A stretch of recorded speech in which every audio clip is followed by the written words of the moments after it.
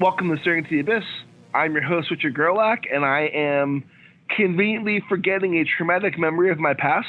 And with me, as always, is Matt Brandenburg. I am back. I have a thing on my shoulder that is talking to me. Life is great. And Vitlam Mist.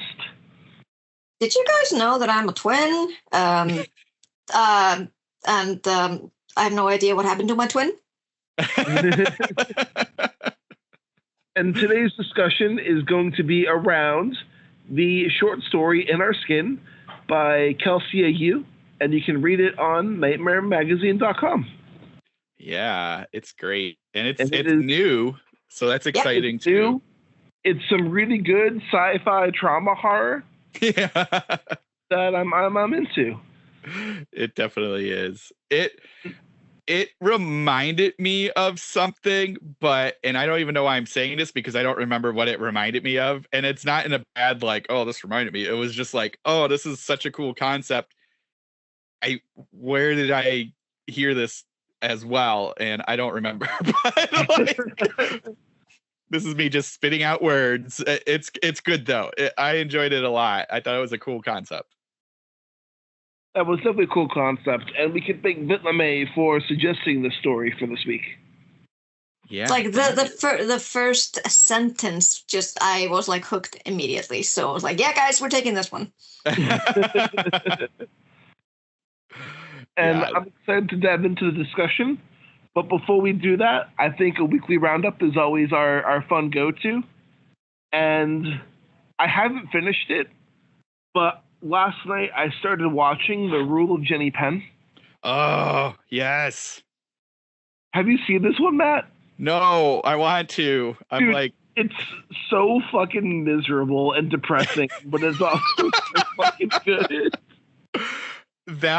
It's funny, like, and I'll let you describe it, but just to give you my 2 cents on it was like, I watched the trailers and I was like, oh, this looks great. This looks really weird and messed up. And then exactly what you said, I started seeing some posts yesterday and they're like, this is really miserable. It makes me feel awful, but I can't stop watching it. Like, I only stopped because I just started falling asleep at 10 o'clock because I guess I'm old now. But I am going to finish it hopefully either today or tomorrow. And it's about this judge played by Jeffrey Wright. And one day when he is at a sentence hearing, he has a stroke. And the stroke disables his hands as well as it really limits his mobility. And he gets put in a retirement home to partake in that rehabilitation program in hopes of being able to regain his strength. And there is another man at this retirement home played by John Lithgow who is an absolute nut job, and he is pretty much making all the inhabitants' lives living hell, but he's gaming the system so much that, like, the nurses just turn a blind eye to it all.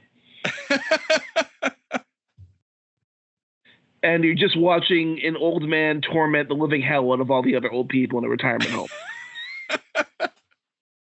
You know what's crazy? And I could look it up, but it's such a good pair. And I couldn't have they ever been in a movie together? Amazing. Yeah. Like, both Jeffrey Rush and John Lithgow are so good in this movie. It's just so uncomfortable to watch. Like, there's just some scenes that I'm like, oh, God, this is so uncomfortable. But it's a really good horror movie so far, even if it's quite depressing. Like, that fucking puppet John Lithgow's character has is, like, oh, I hate it so much. So, like, when I saw the trailers, I was trying to decide if I would be able to handle that. But I was like, well, I can see Lithgow's hand, so I know it's not living, I think. So I'm like, I think I can manage. But then there's some scenes in the trailer where I'm like, well, I don't know. So there's, like, one part he's, like, molesting an old man with the doll. Holy crap!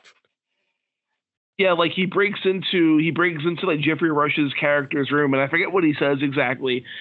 That's what I'm gonna have to rewatch from the movie. But like Jeffrey Rush's characters share a room, and he breaks into that room, and then he starts saying how like Jenny Penn wants him because she's a dirty whore. And then he takes his like hand puppet and just shoves it down his bed and acts like he's giving him a hand job with the puppet. Oh my God. As the old man's yelling stop and he's crying. Holy crap. So good times. A feel good movie. It is a feel good movie of 2025. Let me tell you that much. You leave that movie feeling $100. But no, so far it's really good. And just to kind of speed this along, and I just want to get all our TV shows stuff out of the way. Are you watching The White Lotus this season? No. Okay, it's on hard, but this last episode made me cringe so fucking hard. I had to pause the show, get up, go to the bathroom, and just splash water on my face. Like, it's one of the most uncomfortable things I've ever seen in my life. Nice. So if you really want to get cringe, go for it. It is wonderful. It is such a wonderful experience. Oh, I love it. But it's honestly a fun show. It does a great job kind of making fun of different types of wealthy people, while kind of poking fun at and kind of like poking a satire on how all these people are fucking morons. Like, and I will say though, this season they had a guest spot with Sam Rockwell. Oh, cool. And he gives one of the most batshit insane monologues you'll ever hear in your life. Oh, all right. I like that. That makes me happy. He can do a monologue, so I'm here for it. And he's acting opposite of Walton Goggins. Oh, jeez. So it's just him giving this monologue as Walton Goggins is reacting to like what he's saying. That's great. And let me tell you, it is a lot.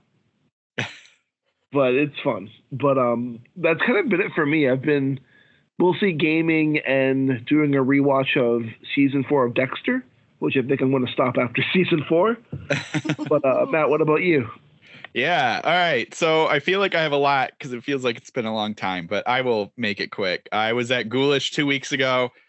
As always, it's a blast. Definitely worth going to. I know it's in Texas and that can be tough for people. If you can, and if Max does it again, it's definitely, or Max and Lori, they both put this thing on. If you can hit it up, it's great. Let's see. So I did pick up like a gajillion books there, and I haven't gone through all of them, but I'll just highlight a couple.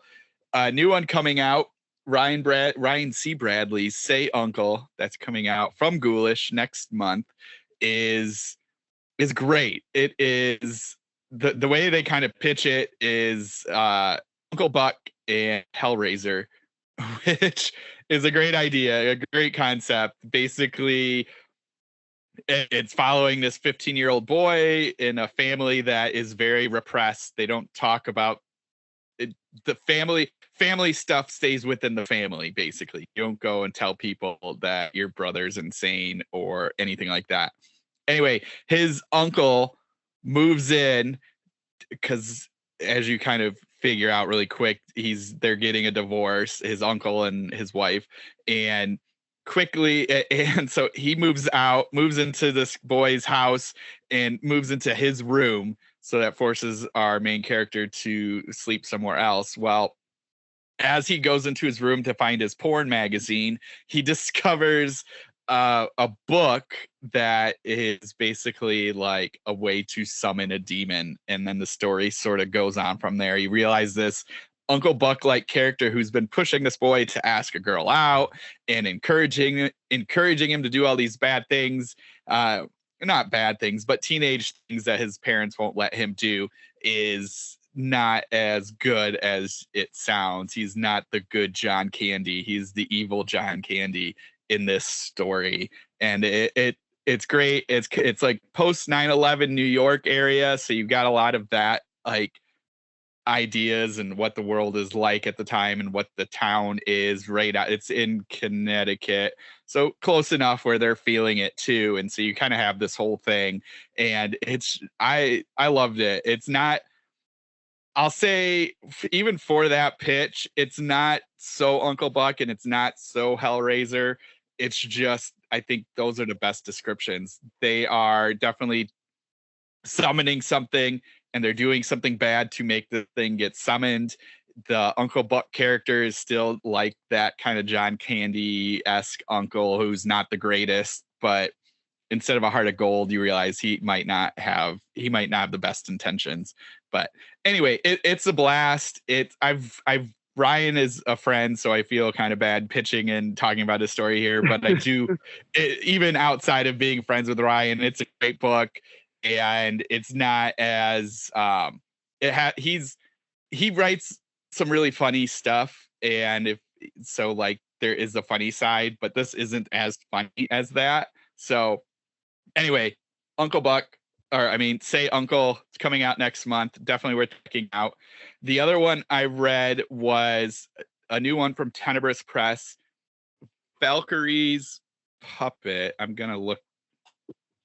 Yeah, Puppets Banquet by Valkyrie Loughcrewe. Yeah, I haven't read that one yet, but I do have it. It's great. It is all vibes. I'm about to say that. I've looked at some reviews, and a lot of people and this book I think is just coming out, or it just came out. A lot of reviews are people stopping halfway through because they don't get the story or it just didn't work for them. I think it's mainly because this thing is like an all vibe book. There is a story, just to give the setup. Husband and wife, this is set in Ireland. They're leaving a party. They get in an accident because somebody ran across the road and they hit them. The husband gets kidnapped. They find him later, and the husband's pregnant / kind of like a Frankenstein monster thing where he's all like, it's not all his body. And he gets taken to a hospital that says they're going to fix him. The wife is really upset, obviously, and disturbed. So she goes to that hospital to be with him. So that's a basic concept, and that kind of travels throughout the story. However, the vibes in this thing are intense because because you're kind of bouncing back and forth between the husband and wife, and the wife is having all these just insane psychotic kind of breakdowns and seeing things that aren't there. The husband is also having this stuff happen, and while through all of it you are getting, as the reader, it's like you are like, it's the setup for you as the reader is that you are also in surgery and somebody is showing you slides of this story and talking you through it. So throughout you're getting these little little scenes of oh, well, you're the pain is too much for you, but I need you to go through it because you need to see this, and all these kind of things like that. So you have to kind of come into it knowing the story is there and it's easy to follow. I understood what was going on throughout all of it, but the vibes overpower it and what give you just this unsettled feeling throughout. So so that's where I'm kind of wondering if a lot of people weren't ready for that and weren't expecting that. And because it's a lot, you're seeing a lot of things that are there and they're really weird and messed up kind of psychedelic things, but a dark psychedelic, not hippie, but twisted Thomas Ligotti nightmare escapes and stuff like that. And that's the majority of the book, but you can kind of follow what's happening. So anyway, I loved it. Puppets Banquet, that's coming out soon, or it's already out. Definitely worth checking out. The only other thing is I finished Severance season 2. It was great. Can't wait for Severance season 3. But that's it for me. I think get into Severance so bad. Oh man, yes you do. I haven't seen it yet. I need to start watching it. But Millie, what about you? So I finished Sunrise on the Reaping. Wait, who was that by? And how was it? That's the latest book by Suzanne Collins, who wrote the Hunger Games trilogy. Oh. I actually have been eagerly awaiting this book because this is written in the perspective of Haymitch. And he's Harrelson in the movie, right? Yeah. Woody Harrelson plays him in the movie. He is Katniss's mentor in the trilogy. The one who survived, the only other District 12 winner of the Hunger Games. And this book is fucking brutal. It was nice. You can't really say it was nice to be back into the dystopian environment that the Hunger Games are about. But it was like, it kind of felt me like I felt compelled to actually either go watch the movies again or read the books again. Yeah, she doesn't pull any punches. And it actually is more, the deaths are more graphic. Interesting. Considering, it's really haunting considering the fact that these are children dying. Yeah. It's like, I don't want to give anything apart, but like they really did Haymitch bad. I kept thinking he's only 16 when he's entered in the Hunger Games, and by the time he wins, he's already earned himself the title of being the town drunk. He becomes an alcoholic like immediately after the games. Which, I mean, I can understand. Like, what the fuck are you gonna do if you're a winner and you see everyone you love and trust being killed right in front of your eyes? Like, how can you cope, especially when you live in District 12, which is the poorest district? Exactly. Oh, I felt so bad. It was like, it was haunting. And I can't remember. The one who, I listened to the audiobook, so the one who narrates it, I think his name is Jefferson White. I think he plays in Yellowstone. I don't know. He's an actor.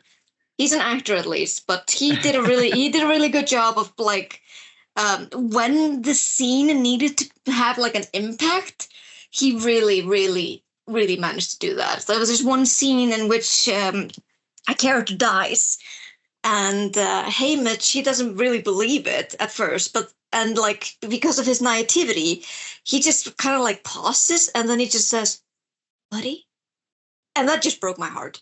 It's like, no. Oh boy, you're gonna see a whole lot worse here.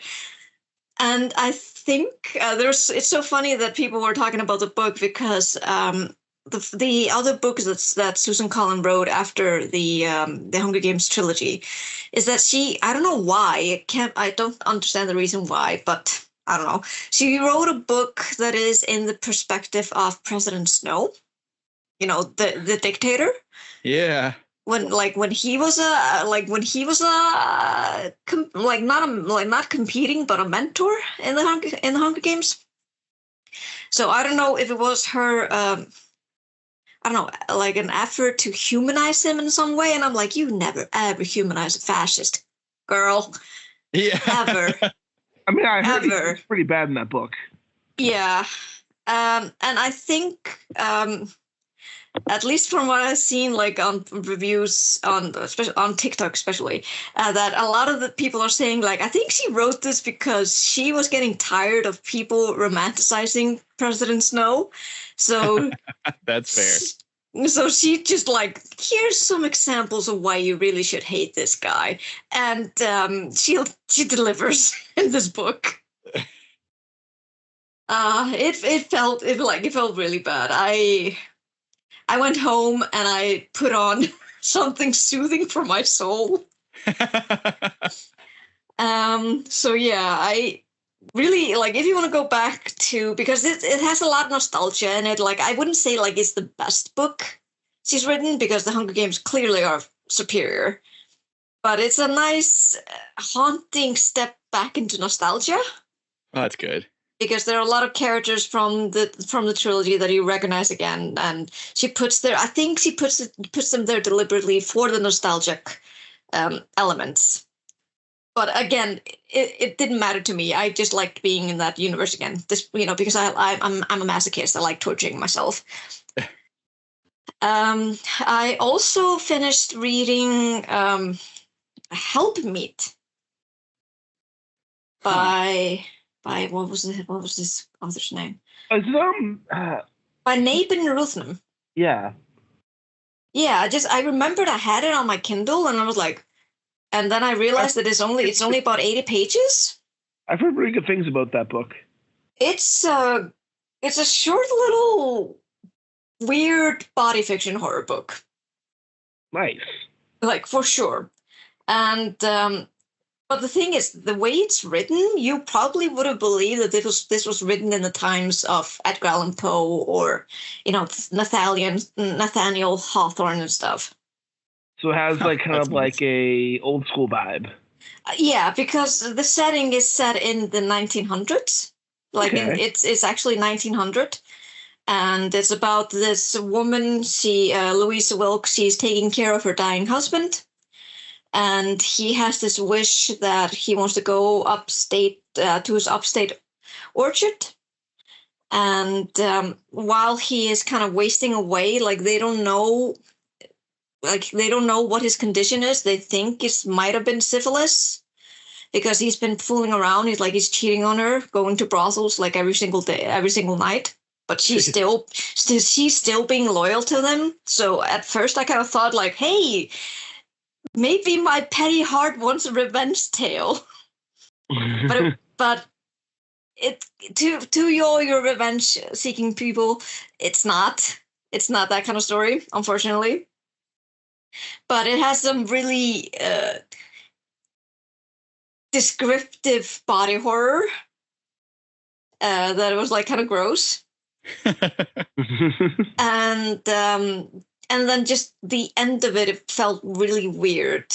So, and being this short, it's about 80 pages, so you managed to read in an hour.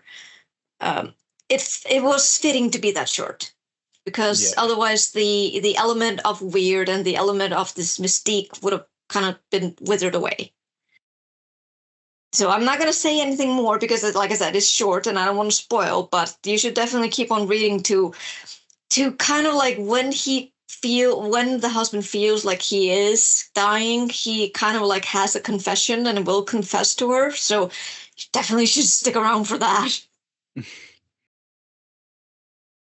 Oh, and I finished watching yesterday, and I don't know if you guys have watched it yet. It's funny how they always kind of caption these documentary series. But I watched The Devil in the Family, The Fall of Ruby Franke. Oh God. Okay. Oh, yeah. Oh. Yeah.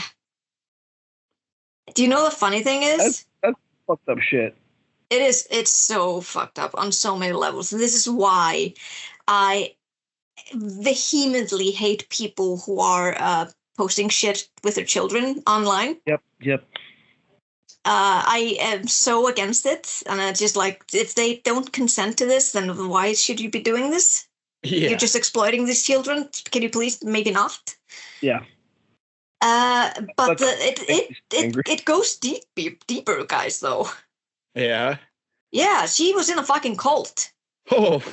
Yeah, was it her therapist telling her how her son was the devil or something like that, or evil? Yep. And also her husband. And you know what also made perfectly sense for me as the especially because they showed in the beginning of the series. I was like, oh, of course, makes total sense now. They're Mormons. Oh yeah, that makes sense. Right? Yeah. Gotta love Mormons. Always. Oh, it's always the Mormons, guys. It is. It really is. It's what the hell? Just, it really, really gets under my nerves. It's just it grinds my gears. And the funny thing is, when I saw the picture, or how she was acting this therapist, I immediately told my husband, hey, look at this woman there. And he's like, what?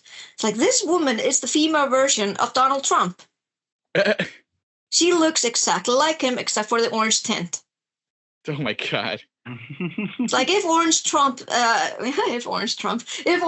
decided to, go for a sex change operation, he would look like her. Did you see, you go.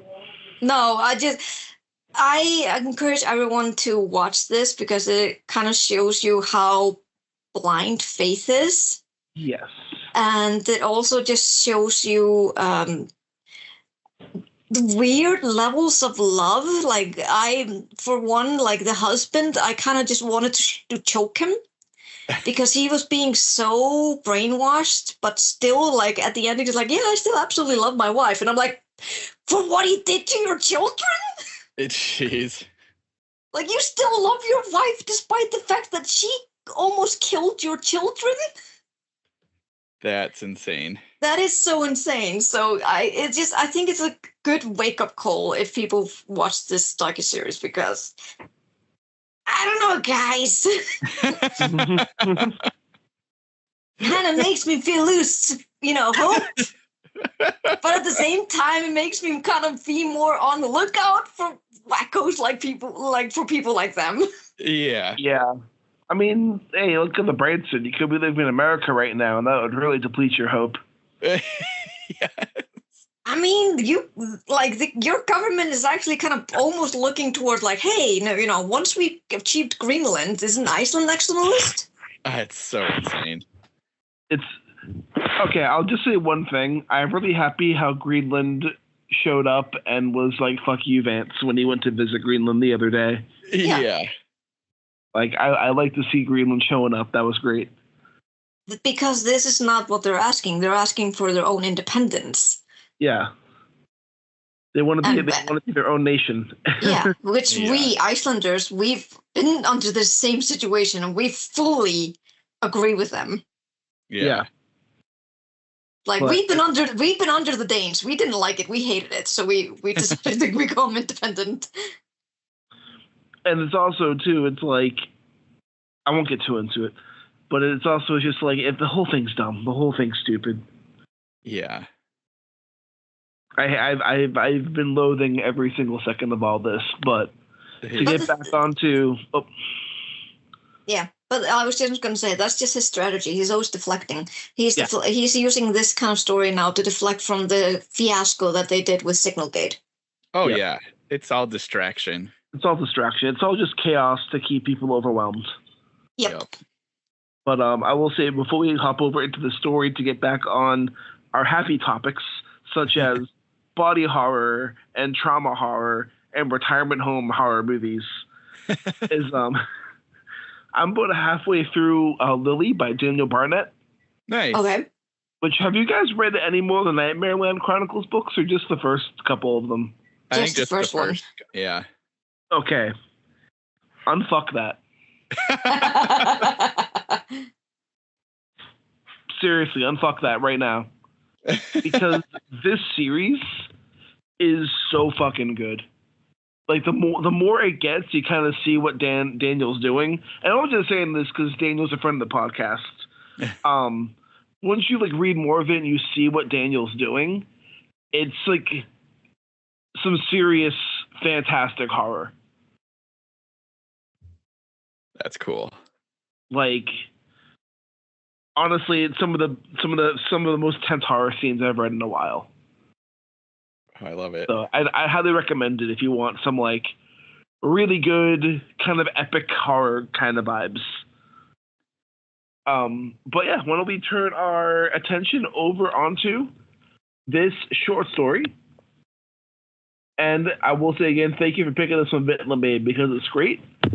But In Our Skin. Yeah.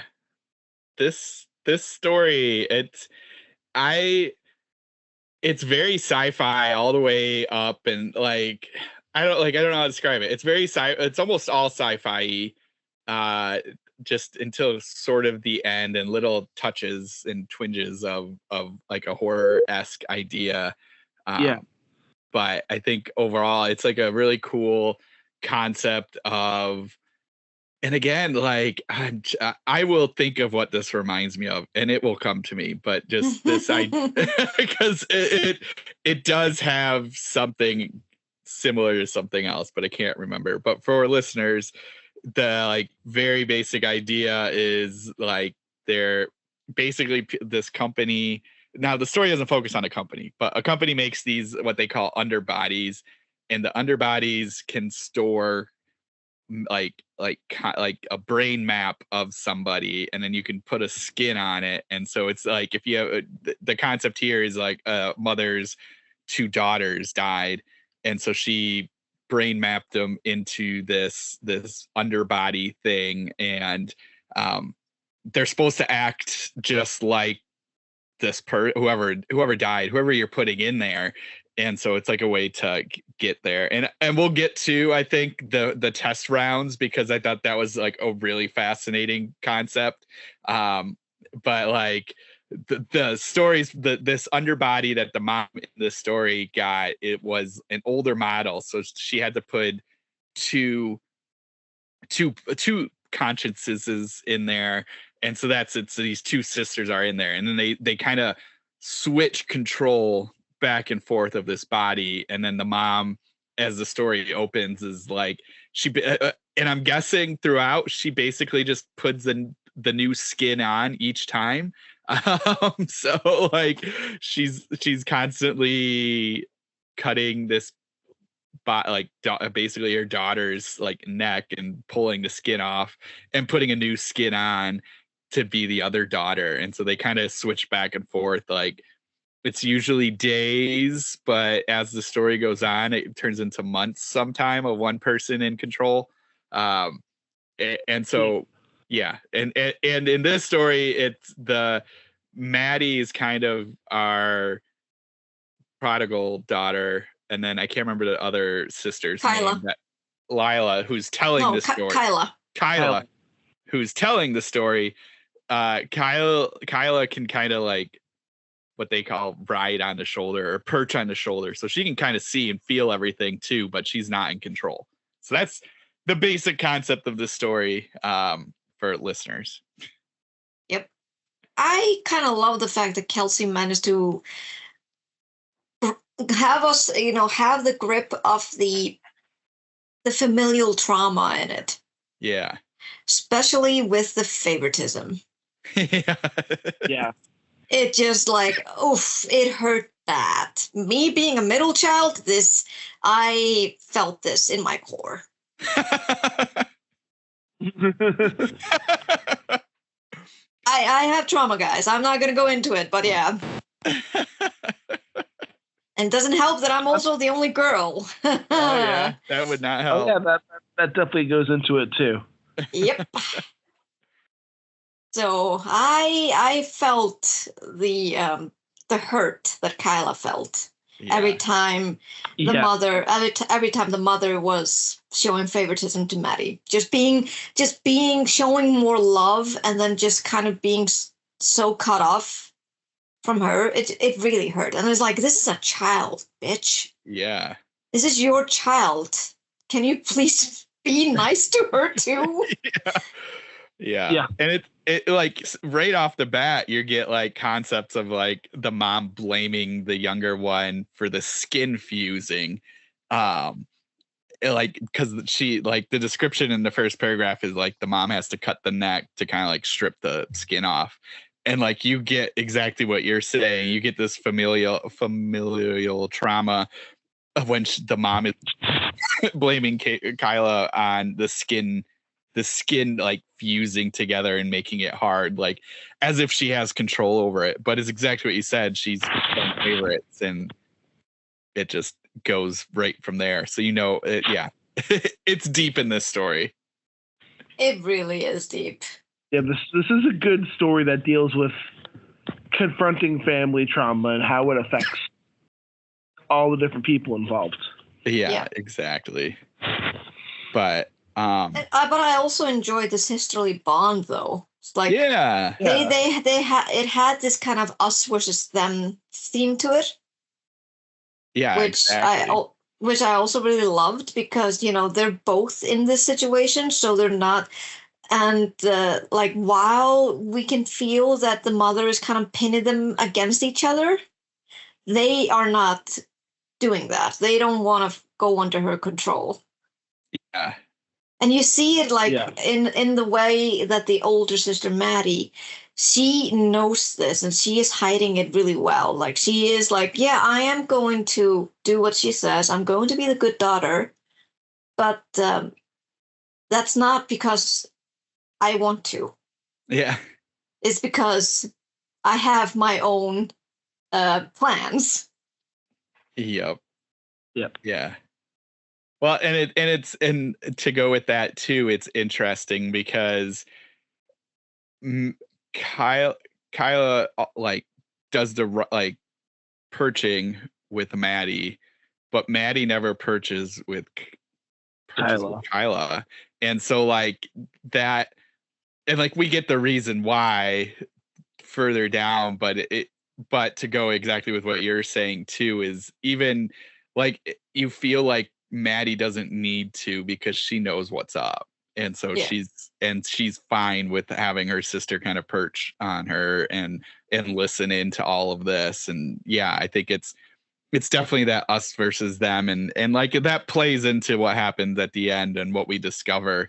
Because the one thing I didn't mention, listeners, is that the person, when they get into this underbody, they have like a gap. They don't remember dying. So like, which plays an important role as you go further on. And so that's like yeah, that plays into their relationship, is them not officially remembering what happened to themselves. Yeah. And having the trust. It feels like it reminded me when I was reading the story. It reminded me of the movie Artificial Intelligence. Yeah, maybe that's what I was thinking of. But I feel like I think so. I think it wasn't like on the tip of your tongue. Like it might have been, because you feel the pain in. I'm not saying that the movie is really good, but it really it kind of like dwells on what you're supposed to do with grief. And with in the movie, she they lose their son David, and they decide to get an artificial intelligent like AI boy that it looks like David but doesn't really act like him. And they kind of notice that as time goes on that it's not the real boy, so they kind of just what do you think they would do to him?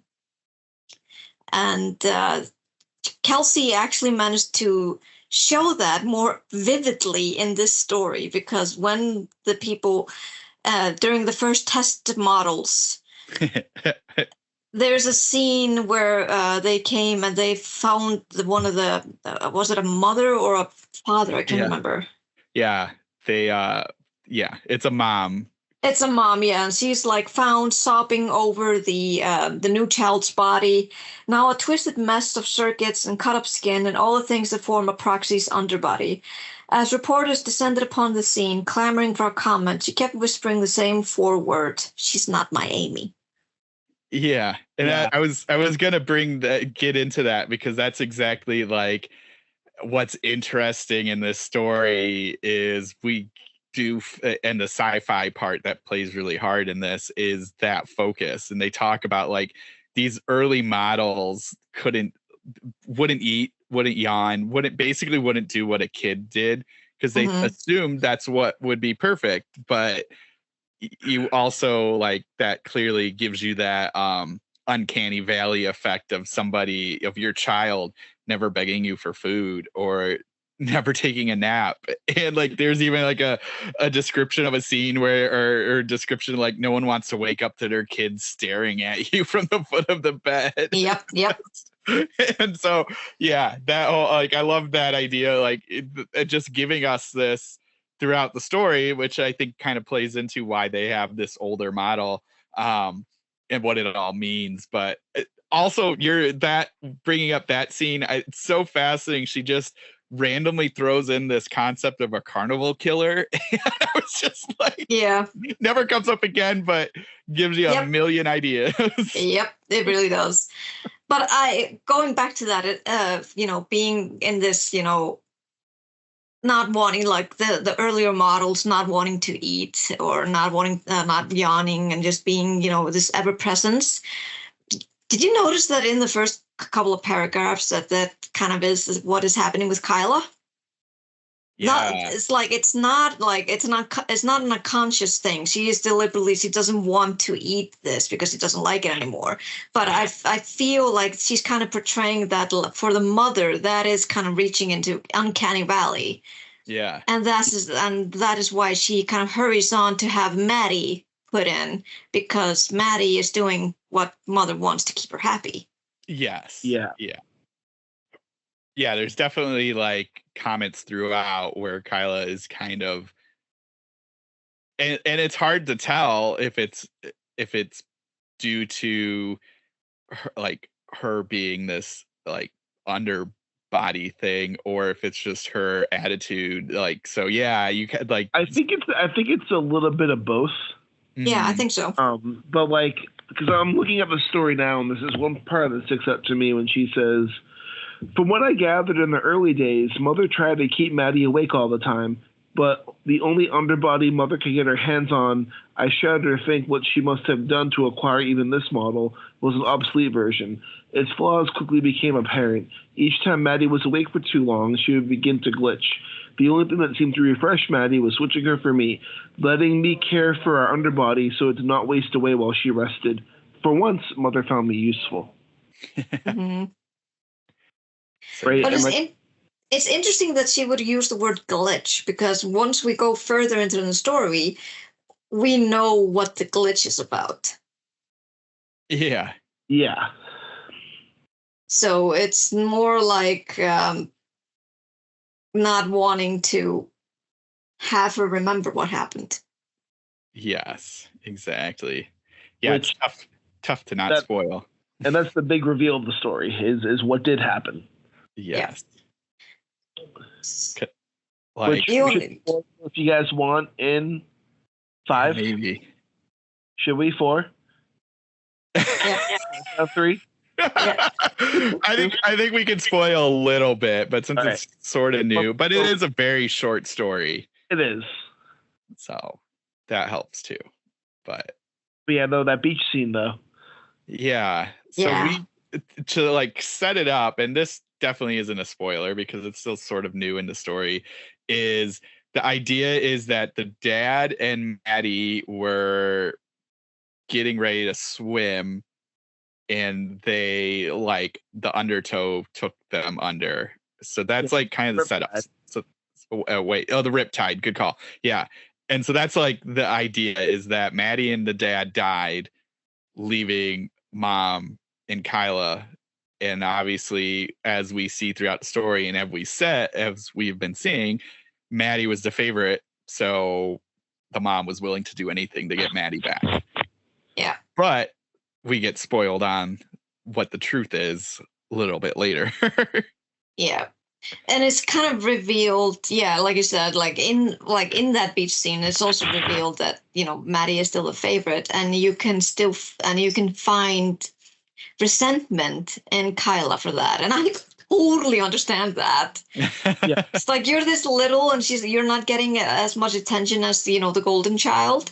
Yeah. And then also she's just being a child. Yeah.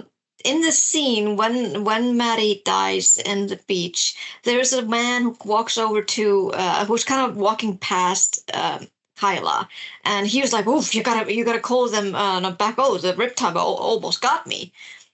And maybe because she's a child, she probably didn't know what a riptide was. Yeah. I mean, I would kind of like understand if that was the case, because how do you explain that to a kid who's not that accustomed to going into the water?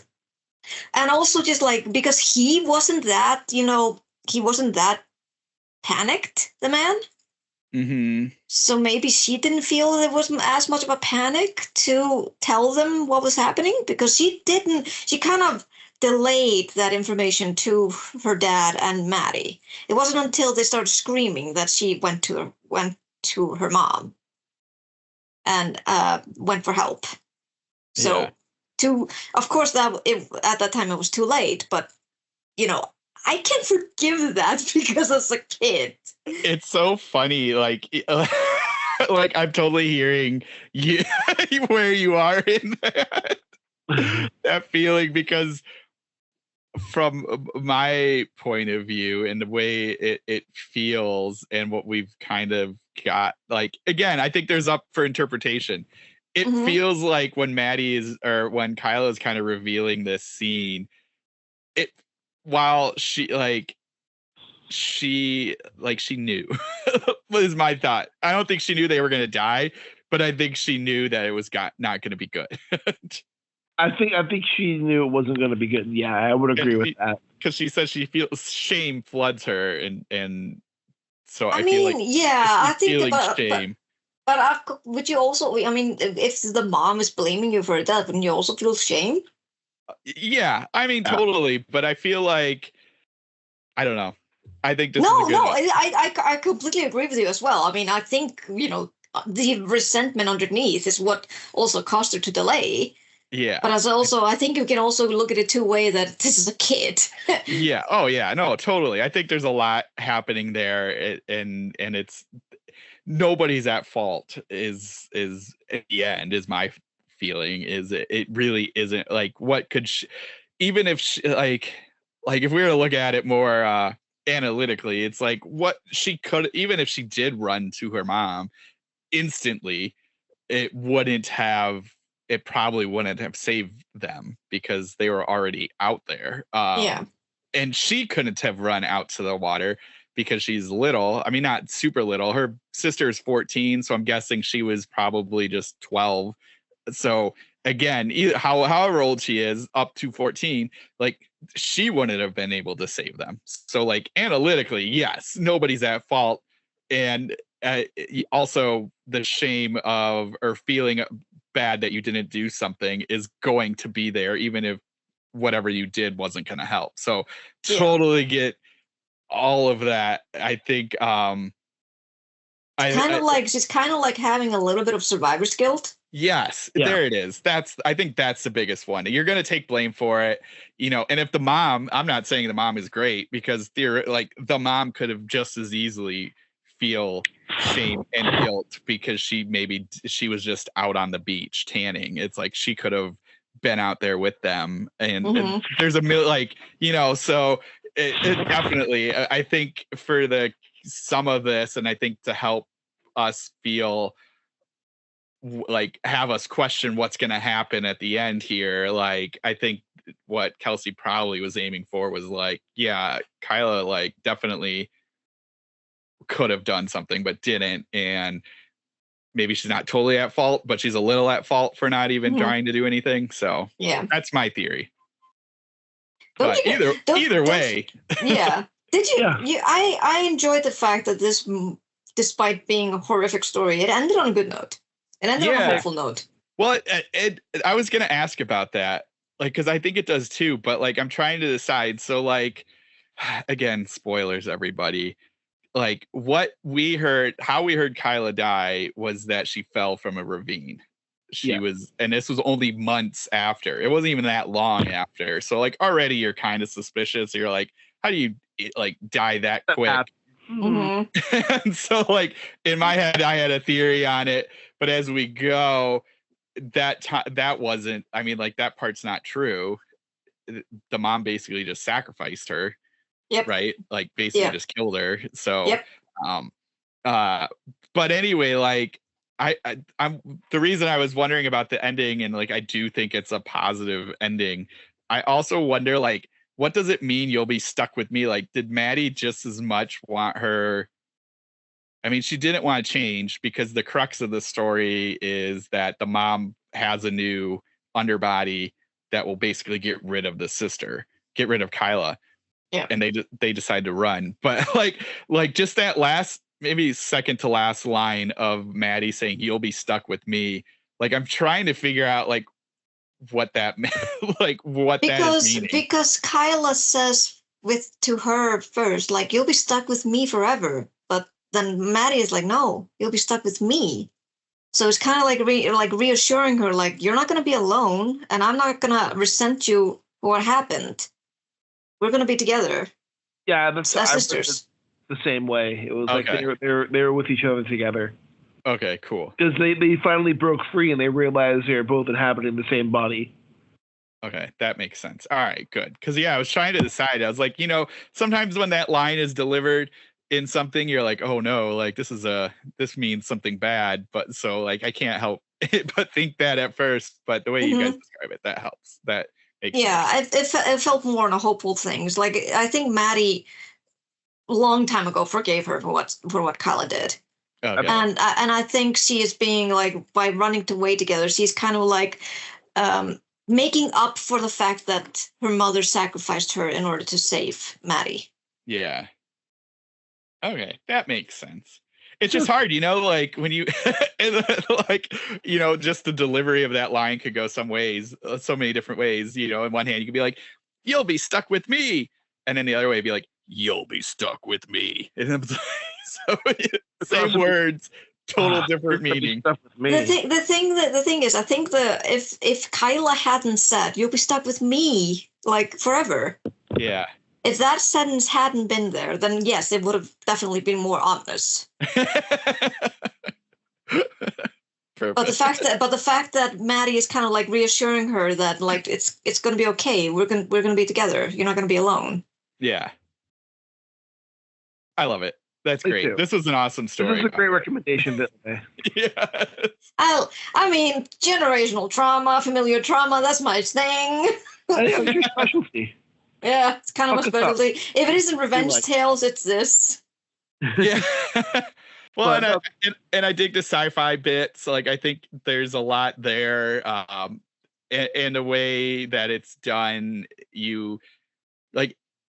obviously, like what a lot of times we say with short stories on this podcast is like, oh, it'd be great if it was longer. Obviously, this would be an awesome one if it was longer. But I think also the info we have is enough to let us like the world building, I guess I should say, is like amazing in this for such a short thing. No, it's really well thought out, really well written, it's really well put together. Like, it's a phenomenal short story. Yeah. I also want to point out to the fact that Kelsea, she is a Taiwanese Chinese American writer. And I definitely felt the elements of Taiwanese Chinese culture there. Yeah, I can see that. Yeah, especially with the roles of the siblings. Yes, I was thinking that. It's definitely a big. So I'm glad she managed to put that into the story as well. It's like it's a good reminder. Yeah, exactly. I mean, it's also whenever we write any type of story, some aspects of our own culture or our own selves are always put into whatever we write. Yeah. Yeah.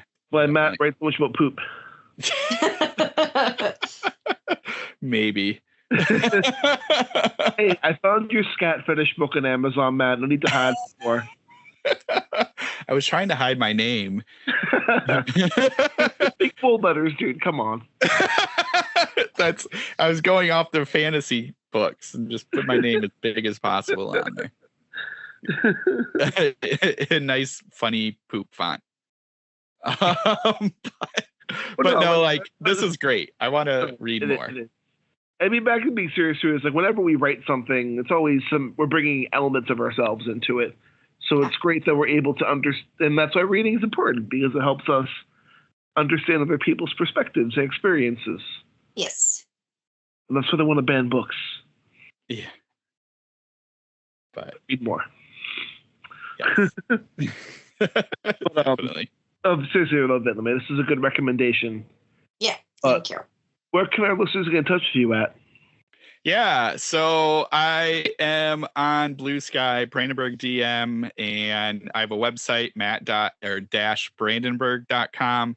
And I guess And Out Come the Toys is being re-released April 29th. So like a month from today, actually. Crazy. I got to grab a new copy then. Yeah, the cover, I'm super happy with the cover. Matt Blairstone. I saw you post it. Yeah. So, but And Villain, where can listeners get in touch with you? They can get in touch with me. I'm also on Blue Sky at Villain Mist, posting a little bit of tidbits from my upcoming fantasy that I'm writing. And you can also buy signed copies of my book at my website, villainmistauthor.com. Perfect. And you can follow me on Blue Sky under Richard Gerlach. And I'm also available on Instagram at Rudy53088. And this is Richard Gerlach saying keep staring.